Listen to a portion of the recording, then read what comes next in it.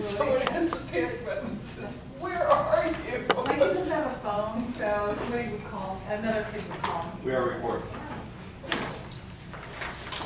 That's a great idea, and that, I think, I'm with you. of course, clearly, my kids were raised in that kind of so.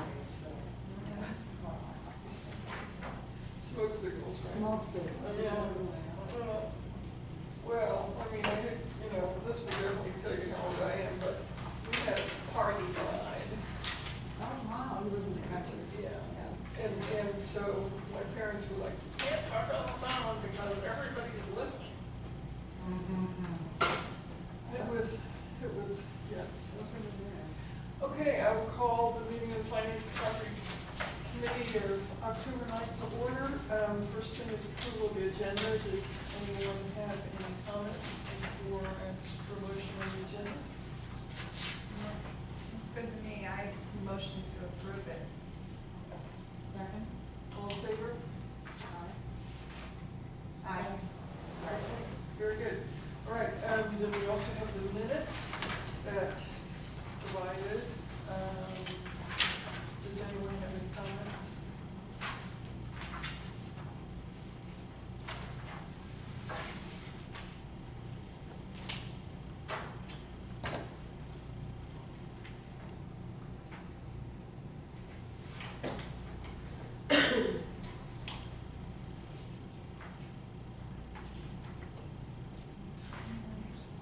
No.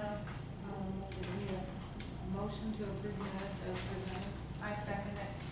All in favor? Aye. Great, thank you, everyone, thank you for doing those. Mr. Meyer, any written communication from the public? None that you haven't been included. Okay. Now we'll have public comment. There's a 15-minute time period for citizens to appear and express their views before the Decatur Public Library Board Committee. Limited 3 minutes per speaker, total of 15 minutes. No immediate response will be given by library trustees or library staff members. Are there any members of the public who would like to make a comment? Yes, I would like to make a comment. Okay. At the last Finance Committee meeting, Can you just, for as long as we're being official, state your name? Mark Girdler. Thank you. So at the last Finance Committee meeting, it's on the record, I double checked the YouTube video. It was said that there was going to be greater scrutiny on the spending as regards to the check register and in specific to travel and conference expenses. Yet none of that information is in the packet that was made available to the public. So it seems to me like not only was that transparency that was promised not given to us, but in fact you took 2 huge steps backward by withholding that information from the public, which begs the reason, why would you withhold that information?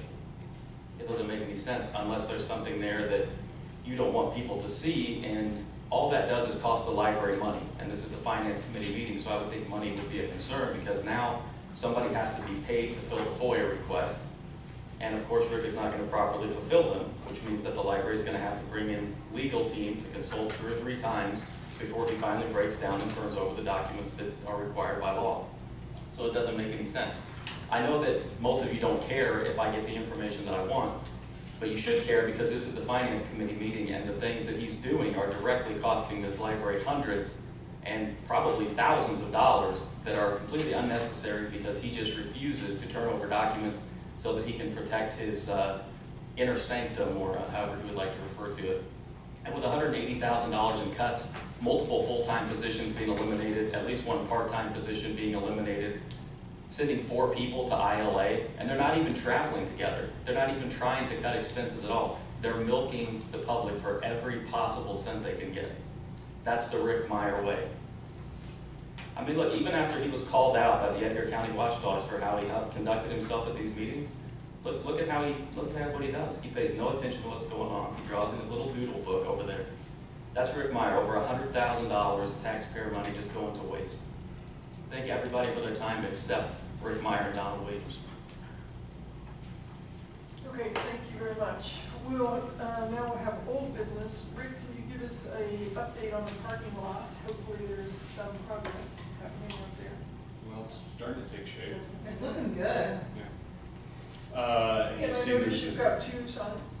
Yep, and there's a ramp where there were stairs on the Prairie Street side. We're still talking and hoping to get a ramp on the Main Street side as well. And is that something that you could include in an email newsletter update, that there is a ramp? Yeah, you and I talked about that a while ago, and it's probably a good idea to send out a weekly update rather than, as things change. We're expecting in the next couple of weeks and hoping that things will be flipped. In other words, parking will be available down the center, and then they'll start working on the rest of it. And you may have read in the paper today that our neighbors at Novel Ideas have made an offer to the city to purchase part of the easternmost portion of the library. Of the library? Or, excuse me, of the parking lot. So, Well, just a kind of a side note, I was pleased last night, very good program, but Novel Ideas was there and selling books, and it looked like a win-win for everybody, that they were, good relations between. yeah, they feel like, and not every bookseller would feel this way, that being on the same block as the library is a boon to their business. So anytime we engage an author who is going to sell some books, we partner with them to manage that part of it, because they're the only bookseller in Decatur proper. Right, and there were, people were definitely buying books. So the article also said that it was a December completion date. Is that, I sort of. Well, November 30 is the drop dead date. So. Okay. And presumably there's then they have to do some inspections and so forth. Of the parking lot? Yeah. Yeah, I don't know for sure, but I would imagine. But the Christie Volts, they're the contractor, and their contract gives a completion date of November 30th. So if it takes longer than that, and it could, then there's a penalty. There's penalties for that. Okay, and that's all managed, of course, by the city. Correct. And it's nothing we have any control over. Right, we're just. Other we're than just thankful watching. that we're getting a parking lot. Right. Yeah, and I'm appreciative of the additional signs. Anything else we can do to let people know what's going on, it's good. I asked Rick to include capital needs here, just so we wouldn't forget. I'm still very interested in getting a list of the potential, of the things that we know are going to need to be maintained. I mean, like at home, when you last replaced the roof, and therefore when you're likely going to have to replace it again, when you replace your heating system, we need to see that list, just to have an understanding. But I think we also need to understand what part is the city's Right. responsibility and what part's our responsibility. Because we do not own this building. Well, that's contractual. I mean, We it's. don't own the parking lot, they Right. take care of the parking lot. We Right. don't own the building. Right, and the contract spells that out, and essentially it's all their responsibility. But I just want to know what they're planning so that we can offer helpful suggestions about it, because it's incredibly important. This is a huge building. And it therefore is going to, buildings require maintenance. So I'm very interested in seeing their list of things. So Rick, anything you can do to help us, Greg's not here today, but in getting that would be great. Okay. Does anybody else have any other comments about this? Okay, let's go on to the check register, which is in our packets. And I'd like to, okay, I'd like to start with page 3. There's a number of big expenses, and they look like they're all for databases, but I'd like to hear more about it. Newsbank. Newsbank is, covers America's newspapers, which has electronic access to hundreds of newspapers, but it also includes the Herald Review Remote, which is available, I believe it's only in the building, but it's kind of amazing. It's full text searching, and usually you only get headline searching. It's full text searching of the Herald Review forever. And it's a great help to the local history department especially. And is this a yearly expense? Yes. Okay, so that's for the year. Yep. Yeah, I have used the full text searching for the overview, and it is amazing. It is amazing. Yeah, yeah. Because if somebody's mentioned in paragraph 15 of You the get it. article. And I've worked on newspaper digitization projects before, and, you know, they're scanned, and then an optical character reader reads the text and translates it into machine readable, you know, to the interface so that the user can read it and search it. The problem is the OCR garbles things regularly, especially older newspapers, and any tiny little smudge or anything gets garbled. So someone has to go in and manually edit all that. And so typically it's headlines only that are, because it's just too work intensive to do the whole thing. So typically it's headlines only. This is fantastic. It's the best I've seen. Okay. Tutor? Tutor.com is something that this is the last chance, and we're hoping, we're getting a lot more traffic to the children's portion of our website, since we've got a new website. But it offers real-time, after-school hours, online tutoring for kids. It'll also review essays, term papers, that sort of thing, research papers. And the children's librarians help? Yes. We'll get 1 minute. Yeah, Bridge All Libraries in there, that's an annual subscription. That is, and we've talked about efficiencies, this is something that we hope, it's the other side of the coin of what's called a Collection HQ. So Collection HQ has, and staff has, we've got most of the staff to really that use this and really bought into it now. Collection HQ guides professional staff and paraprofessional staff in what we call weeding, which is removing items from the collection. So it shows them what is either what hasn't gone up, what's dead on arrival. Fully 14% of most library purchases, not just at Decatur Public Library, this is nationwide, never get checked out. So you know, it helps us work on that rate, but it guides them in their deselection process. It makes it a lot quicker and a lot smoother. It also helps them find things that may be worn out by the number of checkouts that it's at. So this is the ESP portion is what this is for. That's the other side of the coin.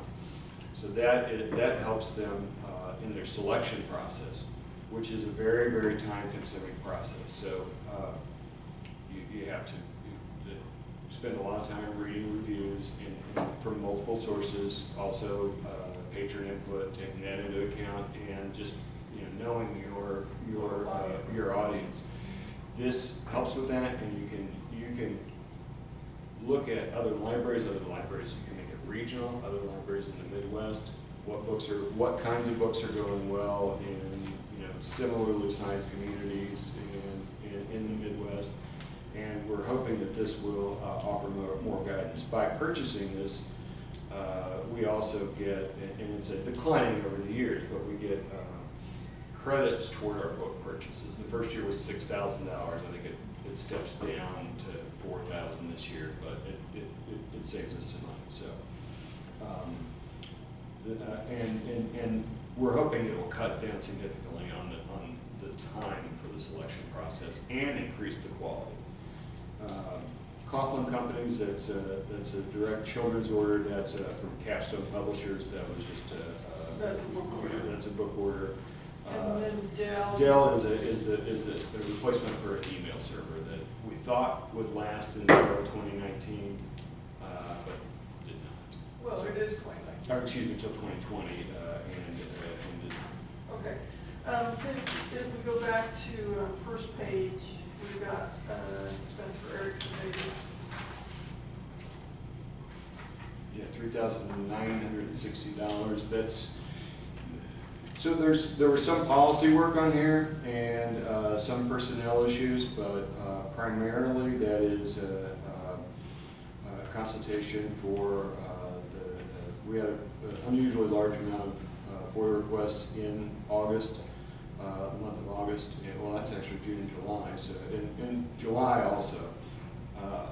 And this is, you know, we consult with council to ensure that we are complying with both the spirit and the letter of the Freedom of Information Act. Okay, great, thank you. And then on the last page, I see that we have one conferences and travel expense, $626, and we provided some additional backup on that as requested. So can you just summarize what that item is? Yeah, that was travel and registration costs for Becky Damps, who is our local history archivist, to attend the Midwest Archives Conference. I believe that's an annual conference. It was in Fargo, North Dakota. And what's the homeless training? That's we re-upped for another year on that. That's a series of training videos on how to work with the homeless population. We find that it's a lot more universal than just working with the homeless. And this is access for our entire staff for 1 year. Oh, that's pretty good. Okay, and thank you very much. Now we'll move on to the budget projections. So let's start with the one that has the shaded lines, which is current operations. So it looks like we haven't gotten our second distribution of property taxes yet, Correct. but you're expecting it any day now, right? Yeah, and it may have come since I prepared this. That's possible. But it hasn't come to month end. It hadn't come as of September 30th. Okay, and it looks like, because we're 75% of the year, payroll and benefits are still running below budget, running rate, as are acquisition of materials. And you expect those trends to continue? I mean, I'm hoping that we can get close to that 340,000 for library materials, but it'll have to be an ordering frenzy the last quarter. Or you want to get the right things? Well, yeah, and that's what we hear. That's the feedback we hear from some of the selectors is that and it's correct. You know, why you want to buy something just to spend the money. You want to scrape the bottom of the barrel. Right. Well, like I said, I mean, also, there's some books that I've taken out that I'm sure probably nobody else in Decatur has taken out, and so I take them from another library, and, you might as well let other libraries take the hit for a book that's gonna be taken out once or Right. twice in its lifetime, as opposed to us taking a hit for it and having to put up space. Good point. And can I ask one question about the taxes? Is part of the delay that some people haven't paid their taxes and they're doing a tax sale and? No, not for this portion of it. No. Okay. We prior to 2018, every year that I've looked at, in my tenure and the years that I looked at in the past, we got the second distribution in September. Last year everything was shifted back a month, and I thought what the county clerk indicated it wouldn't be for the second distribution, but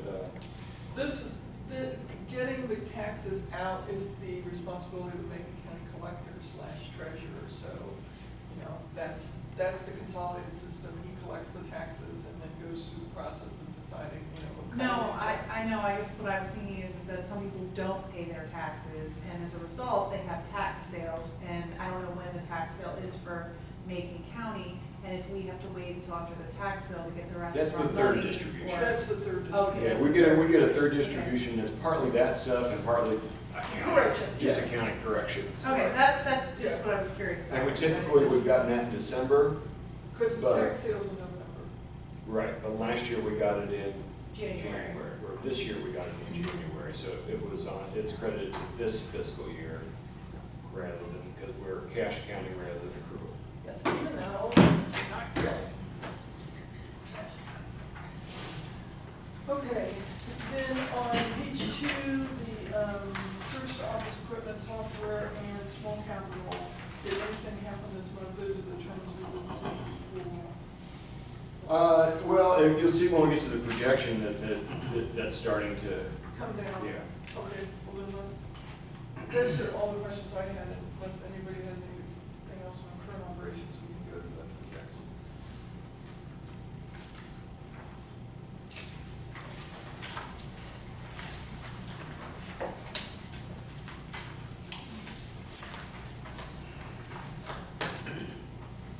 So it looks like you're still projecting that revenues will slightly exceed budget.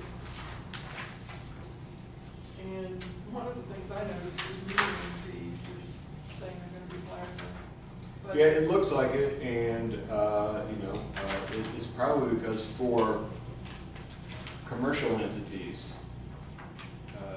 the board voted last year to increase the cost. Now, we saw a little dip in usage by commercial entities right afterwards, but it seems to be rebounding, probably because they found that it's still a lot less than other places. And of course, one of the big numbers on that is the state replacement tax, but you said you did some more analysis on that. Yeah, I had been just doing an average, but it comes lumpy.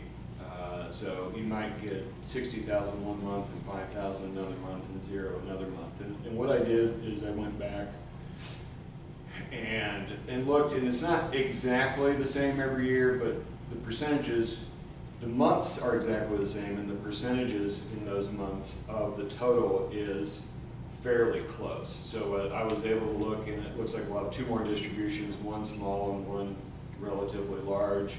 And based on past years, this is the number I'm coming up with, 310,000. Okay, and then you're still projecting payroll and benefits are gonna be below budget.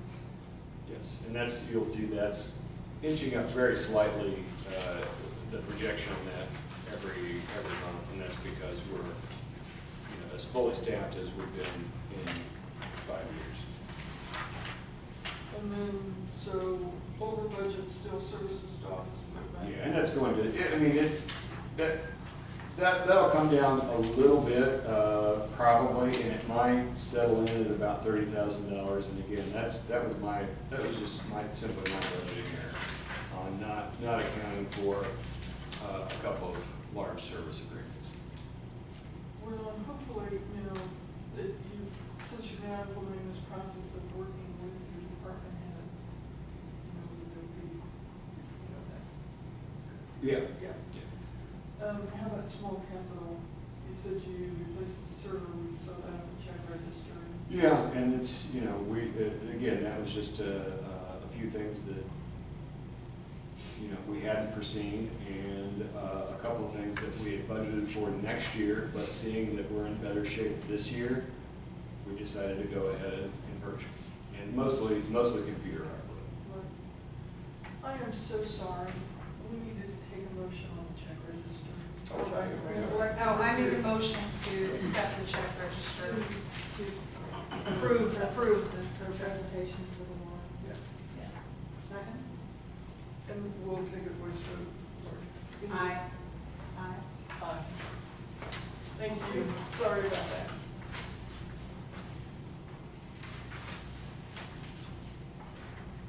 Okay, so your bottom line right now is? Yeah, and it could be, that number could get even bigger. That revenues in excess of expense could get even bigger, and that's if we get our final distribution in December rather than January. It'll be, you can add another $140,000. But better not to give a Not count on it, yes. Not count on it, but it's more likely that it will repeat this year's pattern. Okay, very good. And then you've been working hard on the budget for next year. So in the packet, in the packets we have here in the room is a slight update from what you emailed. What I sent you a couple days ago. Yeah. Okay. Well, I had, in what I sent you on Monday, I had a slightly higher number for the personal property replacement tax. How I gauged that is I found on the Illinois Department of Revenue, their estimate for the city of Decatur in 2020, what they would receive. And I looked in past years and saw what the city of Decatur received, and I saw what our portion of it was, and I just extrapolated from that. This number that I gave you, this $343,140 comes from the city finance department, from Greg Zentera, who gave that to me today. Typically, they're very conservative. Typically, it exceeds what they give us, and I think it'll probably end up being closer to the number that I gave you on Monday, but this is the safer assumption.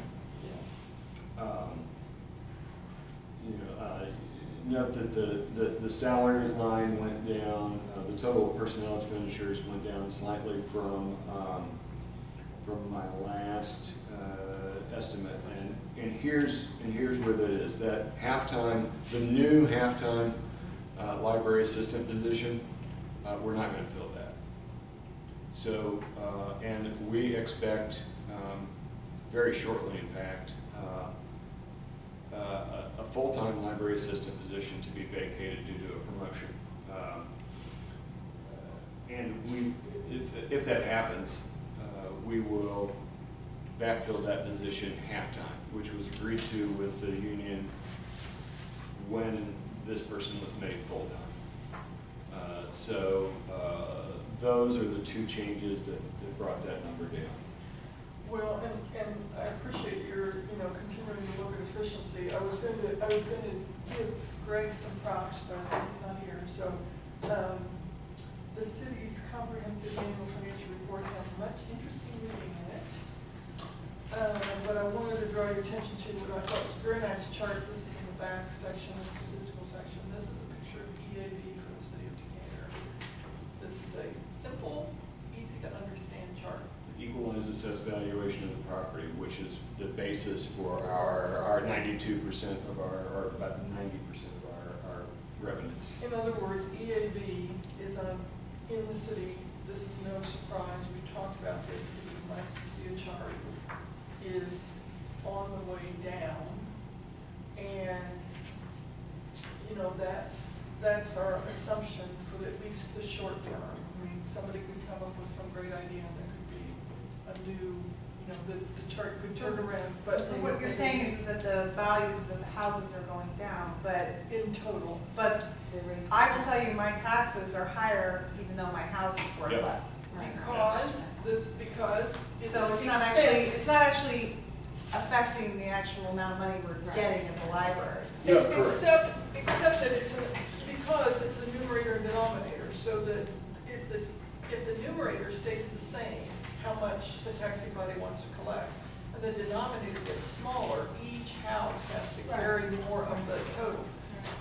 In the context of long-term planning from a public body, we have to be aware of that trend, and to avoid burdening taxpayers more, we have to be conscious that we're operating in an environment where property values are falling rather than increasing. At least in the 2 to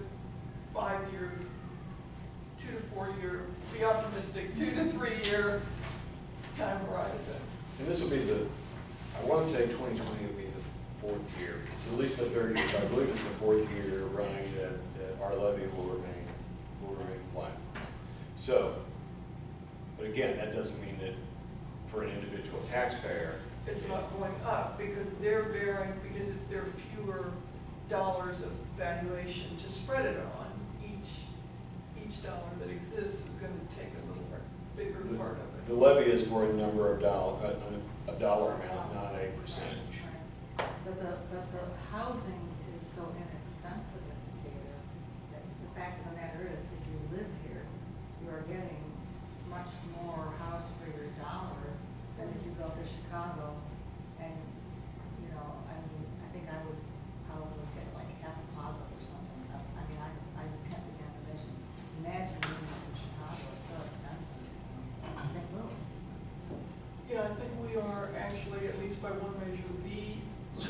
expensive Right. place in the United States. Right. But our taxes are very, very high on property taxes Right. compared to other By, places, by so. that basis, but, so that's like a trade-off, you know, you can, I mean, you know, you could have a low tax rate, and you can go live in a tiny little cottage where you spread your arms out and hit the walls, you know, but anyway, so, it's a trade-off, it is a trade-off. And I agree with, you know, the fact that we do need to be conscientious of the taxpayer, but at this point, we are not creating a greater burden because our levy is remaining flat. Right, but I'm just saying that in the context, I'm encouraging Rick to continue to look for ways to be more efficient, because, I mean, if you're in a growing economy, you know, obviously you can.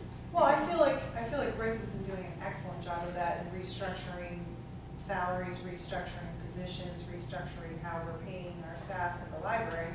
And I think that alone is one of the biggest ways to Right. start, Right.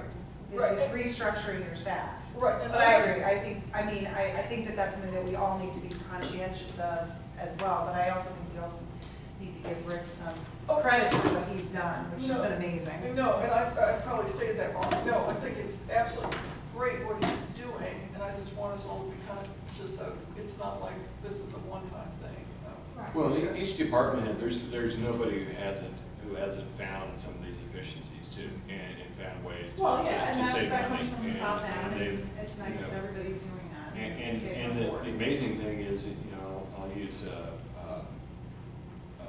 circulation and technical services both as examples. So they've actually gotten better at what they're doing with fewer staff. Mhm. Right. So you know, the turnaround time on shelving is a fraction of what it was, and it's, you know, we've leveraged technology for that. Well, I was gonna say technology has helped us actually make the With place a little with more fewer efficient. people, Mhm. and, you know, the same has happened in technical services. They used to have, they've just taken them out. I mean, they had 2 shelving units full of backlog books that were not yet processed, All the time. you know, at all times. And, you know, there were items that were expedited, but we had lots of stuff that it would take sometimes a month from when it hits our door in the box, delivered from UPS, to when it gets on the shelf. Yeah. And now that backlog's gone, and they're working, and they're finding, and they're able to work on database management that has gone undone for a long time. So, and some of it is also that we're spending a lot less money on supplies because we're farming out some of the processing. So the covers, the stickers, that sort of thing that gets it shelf ready. I think we still do the barcodes here, and when we do the tagging, the RFID tagging, but and those are things that, you know, Robert and Carol Zeese have managed to accomplish. So. Okay. Books and material are flat. Yeah, it's no cuts there, and you know, the service to office equipment could come down, okay, considerably. Because a big portion of that is some of those service agreements that I talked about, and I have a love-hate relationship with those things, but there's some tough decisions to make there. We don't have to have those service agreements, but we have to be prepared. It might behoove us to maybe move that money into a fund just in case something breaks down. Yeah, that's another perfectly reasonable approach. Rather than paying somebody just in case it breaks down. Or you the know. scanner system, or the. Yeah, no, the 2 biggest expenses on that are the sorter, the automatic sorter, the return system, and also the checkouts. So some of it is licensure, and you know, you just have to pay that, but some of it is we'll pay you this so that we can call you anytime, or so that we don't have to wait 4 days for you to show up, rather than, you know, so that we're prioritized and pay a lower fee when you do come to repair it. But that hasn't, you know, the equipment's still pretty darn new. Robert and his team have found better ways to maintain the sorter so that we're not having even the short-term breakdowns that we, I mean, I can't, you'll probably tell me to say this morning, but I can't remember the last time that it went down. No, you're kidding. About, I don't know, 1 o'clock. Really? There was a software issue. Yeah, But so he it gets an came alert. back. But you had it up before, the It was library up, was it was open. up, yeah, it was up. So the library never You never, experienced any we delays. never knew it. But Robert and his team found that there are some things they can do to maintain it better that prevents those things to happen. They're very sensitive to, there's the optical eyes that are very sensitive to dust as the primary thing. Just keep it clean. But that's nice that you guys are being proactive as far as that's concerned and Well- knowing what to do. Well, and for something like this self-checkout, where, you know, we've got a number, we've got several of them. Backup. Right, so if one went out, would it be terrible if you had to walk, you know? We've got 3 of those, and one of them is we haven't found a good place to, maybe it's placement, maybe it's just, it's not necessary. We haven't found, we've moved it a few different places and it just doesn't get used very often. So it's essentially our backup. 2 of them do most of the work. So essentially, we have a backup, Exactly. so we might be able to avoid having a contract, at least at this point of the life cycle. You know, maybe you got a contract the first year while you're still learning things. Right. And you're gonna need a I contract. guess part of the later. problem though is are they gonna charge us more for our contracts if we cut out the contracts briefly? We have to find out all that information They'll before we take, decide to cut a they'll take contract. money. Yeah, you know. But are they gonna charge you We more? for the negotiated, contracts? we got the prices down quite a bit from what they initially proposed to us, but they're still, in my view, too high. The sorter, they wanted almost, was a little over 16,000 for next year. We got that down to 10. Now, they're a July to June fiscal year, so, you know, we're good through June. But What happens if the server breaks? Right now. they right fix it. now, I think is it 24 or 48 hours? I don't recall. But, Right now, we just fix it.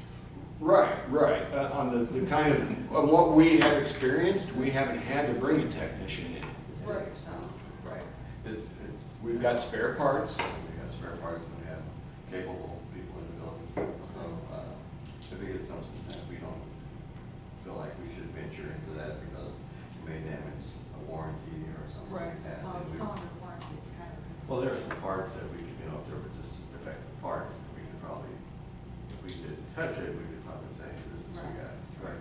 Yeah, but, we have some pretty capable people in the building. So it's up for discussion, but I honestly think Correct. maybe moving the money to a fund for that purpose might do it. I think it would be a better idea. So having basically an emergency fund for Right. repairing. And I'll have to look at the Whatever. legalities of that. I'm not exactly sure.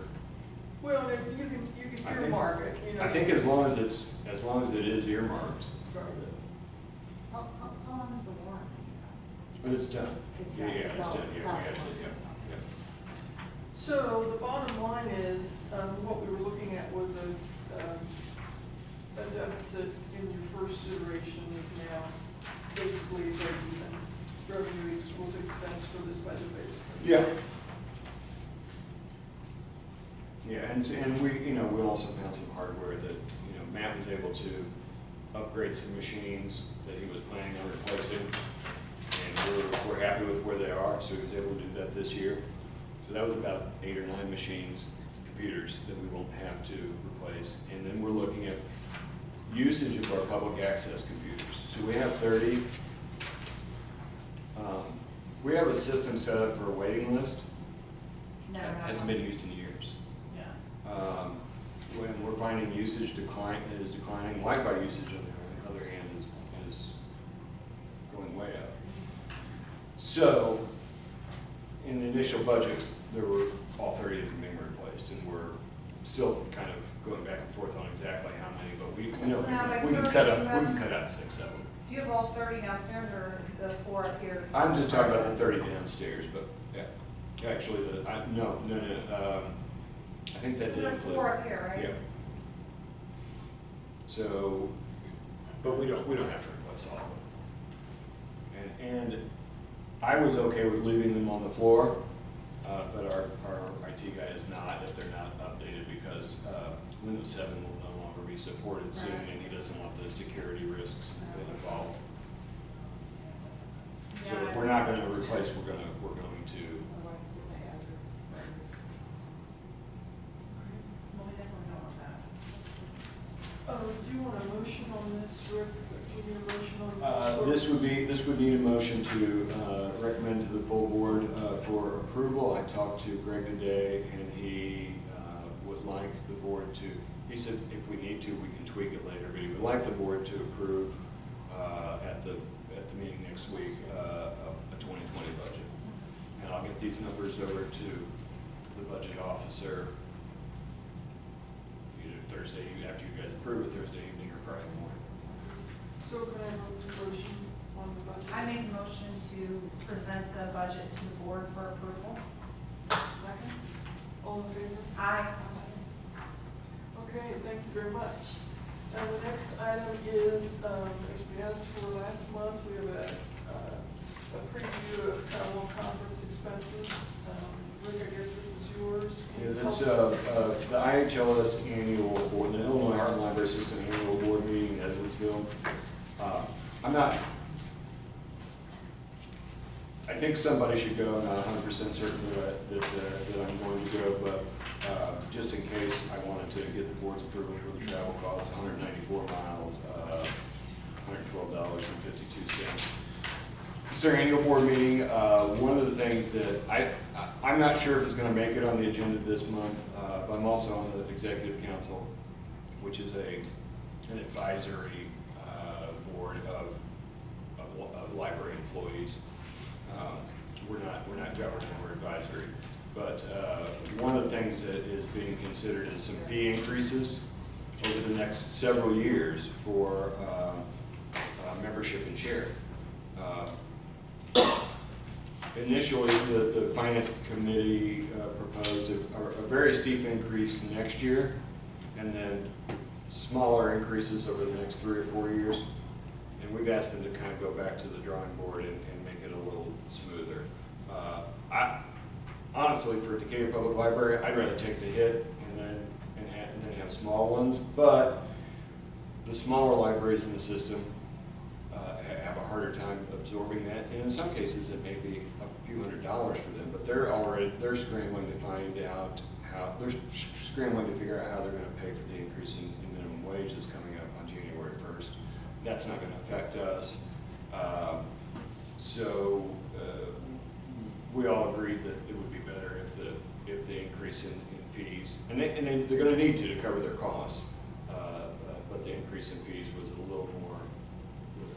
little less steep. So, but in any case, there's going to be an important money issue, and we want to be at the table. Yeah, we're the largest library in the system, and I think it's good that we're represented at the annual board meeting. If we can, and if I can't go, one of you or Robert, and I don't know whether Robert's going to be available on the 29th of October, probably not. But I think it's good for someone to attend, and it'd be nice if next year we could get somebody on the board again. John Phillips was on the board at one point. It would be nice to have one of you guys or me serve on the board again. Okay, so can I have a motion on approving the travel expense request?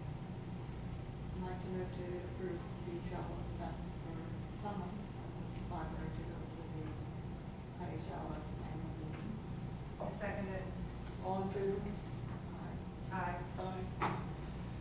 Okay, and before we leave new business, I wanted to just call your attention to a memo that Rick sent us on passing along information from the Office of the Secretary. I think I did send it. I looked and I hadn't forwarded it or.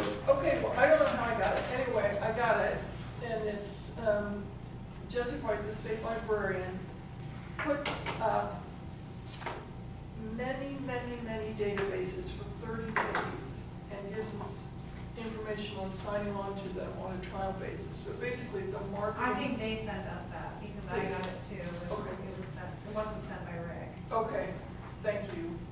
can I look it up, started- but I'm pretty sure it was sent by Jesse White. Anyway, I started looking at it, and there are some amazing things, so I would encourage you to look at it. And my goal would be to look at it enough to give you a list of things that I'd like you to take a look at and see. Typically in December, we'll sit down, Alyssa and I will sit down and talk about, okay, what's on the chopping block and what's new and interesting that might be worth looking at. Yeah, and I mean, this is obviously my first time to see this, and they're just amazing things, so. But it's not immediately obvious what the prices are. I don't think we can really see that. That's gonna be your thing. So I just plan to give you a list of the things I'm interested in, and maybe let you go. Which is another thing that All too expensive. I often gets lost when we talk about membership in IHLS. Is one of the things that they do for us is negotiate discounts with vendors. And it's a lot easier to get that discount price for 450 libraries than for one. Right. Anyway, this is a really cool thing. You've got some Yeah, I time. looked at it briefly, and then I didn't have time, but it was not from Rick. Yeah, okay, good. Well, It thank was you. from them. Okay, that's all the new business I had, unless anyone else has any new business. Okay, then Rick has requested a closed session. This would be in accordance with 5 ILCS 120-2, section C1, and 5 ILCS 120-2C-2, and the relevant part of the act is the compensation of specific employees of a public body. That's section 1, and in section 2, deliberations concerning salary schedules for one or more classes of employees. We would need a motion to go into executive session to discuss compensation for classes of employees and compensation for individual employees pursuant to 5 ILCS 120-2C1 and 2. Emphasize that when we go into that closed session, discussion must be Only limited about to those items, and no action can be taken. So the only vote you can take in closed session is to come out of closed session, and then a brief summary needs to be given afterwards. And then if there's any action to be taken, then we return to the record and take the action in open session. So Okay. can I have a motion to that effect? I make a motion to go to closed session. Second. All in favor? Aye. Aye. Okay, so now we'll be in closed session. Need to see if our visitor to return and Betty Jo come to the pool. We're open again. I think we're out that way. I don't think he Oh, is. there's Is his. Mr. Girdler still there? He won't have Yeah, I mean, it's not incumbent on us to go hunt him down. No. Okay, so just to summarize, we received a report from Rick from HR Source on market benchmarking and compensation setting, making recommendations on salary ranges, which we discussed and decided that we will continue the discussion next month. And this will be an appropriate place to give you a little HR Source background. Okay. I wrote it down, I don't remember, they used to be called something else, but they've been around for 75 years, HR consulting, basically. We paid them, say, $1,250, might be $1,500 a year. The neatest thing is they send us all our posters that we update, that we don't have to That's go worth, shopping that's for. worth. But HR, they have HR attorneys that we can consult for no extra fee. Great. So we can call them and with HR things, and we don't, there's nothing extra there. And there's lots of trainings, but they're all in the Chicagoland area. And they're day trainings, you know, and so Are what there- I'm working on with them is, okay, because they're saying, how can you help us have more of a presence downstate? And I said, you can start having trainings here at Decatur Public Or Library. at minimum, you've got all this computer equipment. What about A video conference. a video conference? Yes, yeah, I have. mean, personally, it'd be better if they sent somebody down here, and, I mean, there's lots of other libraries that can attend the session here. Yep. So, And video conferencing is, you know, all well and good, but if It's they're not- getting paid, then it would be nice if they, at some point, sent somebody down here at least once a year to.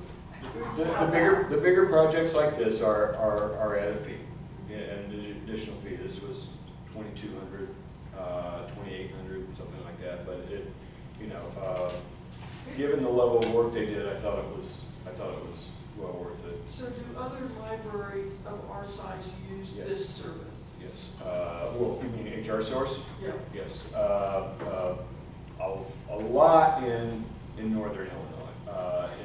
In our neck of the woods, Urbana Free Libraries used them for several years, and that's, talking to Celeste was one of the reasons I went with them. Also, IHLS uses them, and their budget is not dissimilar to ours. And and their director also told me that, you know, they've been really happy with their work, so. Okay. All right, well, thank you. Then, I make a motion to adjourn. Second. all in favor? Aye.